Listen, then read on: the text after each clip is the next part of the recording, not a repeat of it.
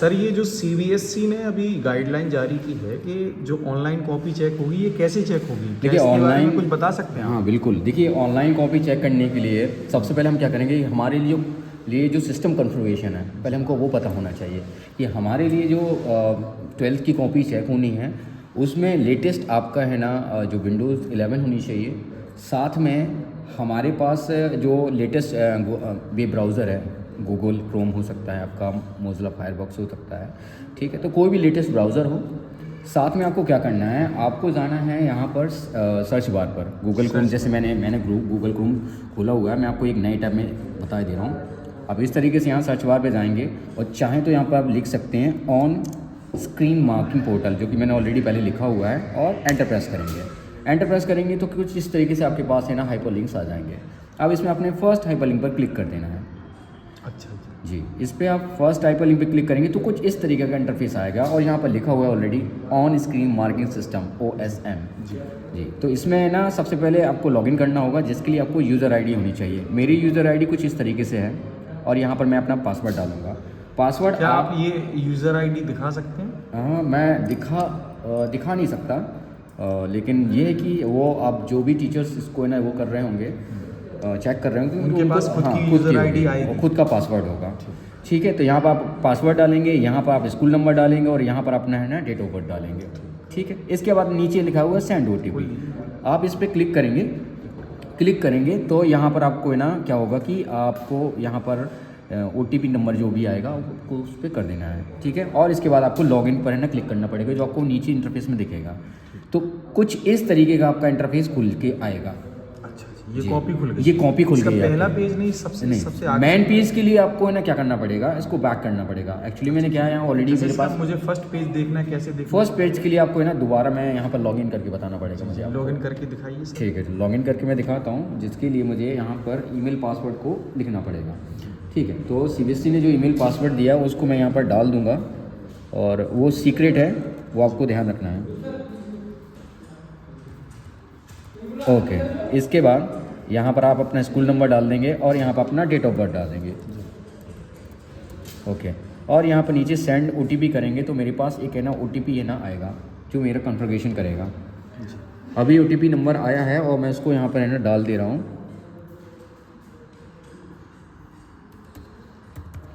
Okay, now login.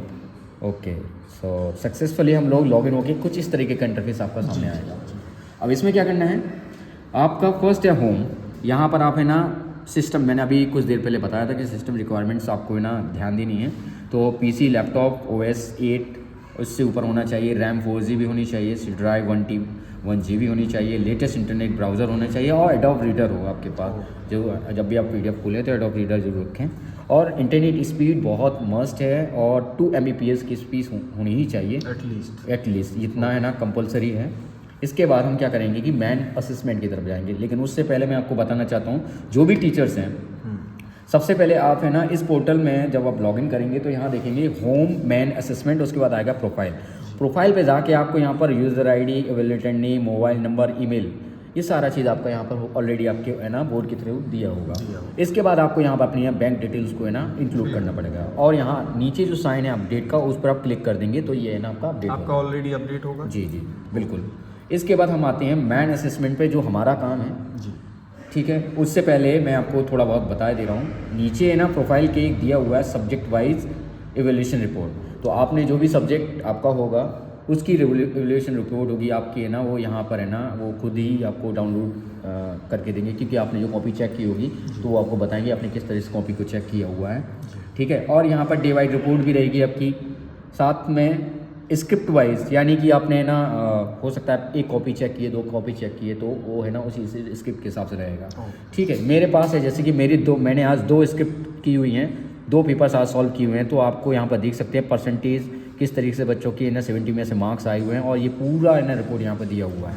ये तो बहुत अच्छा है, इससे तो तुरंत मार्क्स भी पता चल जी तुरंत पता चल जाते हैं, कोई दिक्कत नहीं होती है। और आगे मेरा जो AHE होता है वो इसको रिव्यू करके है ना हमको दे देगा कि आपने किस तरीके से कॉपी चेक किया या कहीं पर कुछ ना सुधार करना है। ठीक है, अच्छा, इसमें HE और AHE भी? जी बिल्कुल। हमारा असिस्टेंट हेड जरूर रहेगा जो हमको गाइड करेगा। अब हम चलते हैं मैन असेसमेंट की तरफ, जो हमारा सबसे बड़ा काम है। ठीक है, यहाँ पर मैंने है ना मैन असेसमेंट के लिए ना आपका जैसे मैंने अभी दो अटैम्प्ट किए हैं तो 2 यहाँ पर लिखा हुआ है, 1 आज मैंने कंप्लीट किया, एक और करने जा रहा हूँ। और यहाँ पर आपका है ना सब्जेक्ट का नेम और एवोल्यूशन को स्टार्ट करने के लिए आपको इस बटन पर क्लिक करना पड़ेगा। ओके, जैसे हम इस बटन पर क्लिक करेंगे तो हमको कुछ इस तरीके का इंटरफेस नज़र आएगा। कॉपी खुल गई मतलब जी कॉपी खुल गई है और आप देख सकेंगे यहाँ से फर्स्ट पेज जो आपको देखना होगा यहाँ पर, ये देखिए यहाँ पर लिखा हुआ केंद्रीय माध्यमिक शिक्षा बोर्ड दिल्ली। जी तो ये हमारी फर्स्ट, ये आई का निशान क्या मतलब ये आई है, ये बताएगा कि आपने इस पेज को देख लिया है। अच्छा, तो इसके लिए अगर आप चाहते हैं कि आप अपने पेज को है ना व्यू करते चलना है, बाद में आपको ध्यान बना रहेगा, सिंबल्स यूज करने। जी ये सारे सिंबल्स हैं। एम क्या होगा सर? एम मार्क्स के लिए, यहाँ पर अगर आपको मार्क्स अपलोड करने हैं, जैसे मैंने यहाँ पे 0 अपलोड किया हुआ है। ठीक है, मैं आपको बताऊंगा प्रोसेस वाइज। और ये क्या है सर? टिक, ये टिक है, ये अगर आपने क्वेश्चन सही किया हुआ है। जैसे मैं थोड़ा सा नीचे आते हैं हम, अभी मैं आपको बता रहा हूँ इन सारी चीज़ों को। तो ये फर्स्ट, जैसे कोई कॉपी ब्लैंक है, कुछ भी नहीं लिखा है, तो यहाँ आप देख सकते हैं जी ब्लैंक का साइन है, आपको यहाँ पे क्लिक कर देना है, वो ब्लैंक आ जाएगा आपका। नेक्स्ट है आपका, यहाँ पर हम पेज पे जाते हैं, देखते हैं सेक्शन ए जिससे कि उसने अटेम्प्ट किया हुआ है। और फर्स्ट क्वेश्चन उसने है ना कुछ भी नहीं था, यानी वो 0 मार्क्स हैं। तो मेरे को क्या करना पड़ेगा, सबसे पहले है ना आपको है ना फर्स्ट क्वेश्चन पे जाके है ना उस पर क्या क्लिक करना पड़ेगा। जब तक आप उस पर क्लिक नहीं करेंगे आपका यहाँ पर है ना डिजिट इंसर्ट नहीं होगा, तो ये बहुत ज़रूरी है कि आपको यहाँ पर क्लिक करना पड़े। ठीक है, इस तरीके से मैं जैसे इसमें क्रॉस का निशान तो आपने दिया ही नहीं। जी क्रॉस का निशान ऑलरेडी यहाँ पर मैंने नहीं दिया है, तो मैं अभी दे रहा हूँ। इसको यहाँ पर मुझे क्लिक करना है, टूल बार पर आएंगे और यहाँ पर है ना क्लिक कर देंगे, देखिए वो क्रॉस का निशान आ गया, कट हो गया। जी कट हो गया। ठीक है, ओके। अब इसके बाद हम चलेंगे नीचे की तरफ, और मैंने कुछ कॉपीज़ चेक किए हैं ऑलरेडी, कुछ जो नहीं किए हैं उस पर मैं आपको जैसे मार्किंग बता दे रहा हूँ। जी जैसे कि यहाँ पर मैं क्वेश्चन नंबर 11 है, अब ये क्वेश्चन सही था तो मैंने यहाँ से टिक का मार्क लगा दिया था। अब मैं क्या कर रहा हूँ, इसको नंबर को अपलोड करना है, तो मैं यहाँ पर है ना क्लिक करूँगा, मैंने इसको सिलेक्ट कर लिया। अब मैं है ना 11 नंबर पे जाऊँगा और अपने है ना माउस से राइट क्लिक करूँगा, तो यहाँ लिखा है स्टेप नेम, यहाँ पर कितने नंबर आपको है ना देने हैं, 1 नंबर। अच्छा, ये मार्क्स भी इसमें डिवाइड कर रखे हैं? हाँ बिल्कुल डिवाइड करके रखे हैं कि 1 मार्क्स का है तो आप 1 नंबर आप उस पर ना कर देंगे।